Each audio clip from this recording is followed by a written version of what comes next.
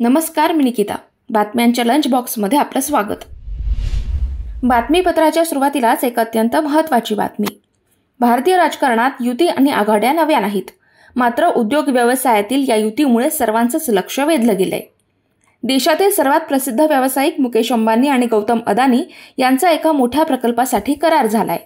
अदानी यांच्या मध्य प्रदेशातील एका वीज प्रकल्पात रिलायन्स इंडस्ट्रीजने 26% भागीदारी खरेदी केली आहे.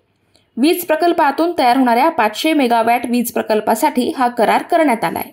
अदानी यांच्या महान एनर्जी लिमिटेड कंपनीचे ₹10 दर्शनी मूल्य असलेले 50 कोटी समभाग रिलायन्स खरेदी करणार आहे. तसंच खासगी वापरासाठी 500 मेगावॅट विजेचा वापर अंबानी करणार आहेत. केंद्र सरकारची वित्तीय तूट फेब्रुवारी अखेरीस 15 लाख कोटी रुपयांवर पोहोचली आहे. ही तूट सुधारित वार्षिक उद्दिष्टांच्या 86.5% एवढी आहे. सरकारी खजिन्यात जमा होणारा महसूल आणि सरकारी खर्च यातील फरकाला वित्तीय तूट असं म्हणतात. गेल्या आर्थिक वर्षात वित्तीय तूट ही 14.53 लाख कोटी रुपये म्हणजेच वार्षिक उद्दिष्टांच्या 82.8% होती. देशातील गव्हाचा साठा गेल्या 16 वर्षातील सर्वात नीचांकी पातळीवर पोहोचलाय. भारतीय अन्न महामंडळ म्हणजेच FCI कडील गव्हाचा साठा 70 लाख टनापर्यंत खाली आलाय. तर दुसरीकडे केंद्राने यंदा 320 लाख टन गहू खरेदीचे लक्ष्य निर्धारित केले. 2023 ते 24 या वर्षात 340 लाख टन गहू खरेदीचे उद्दिष्ट असतानाही 260 लाख टन गव्हाची खरेदी करण्यात आली आहे. महाराष्ट्रातल्या नामांकित ज्वेलर्समध्ये दुसऱ्या क्रमांकावर असलेल्या PNG ज्वेलर्सतर्फे IPOसाठी सेबीकडे DRHP सादर करण्यात आली आहे.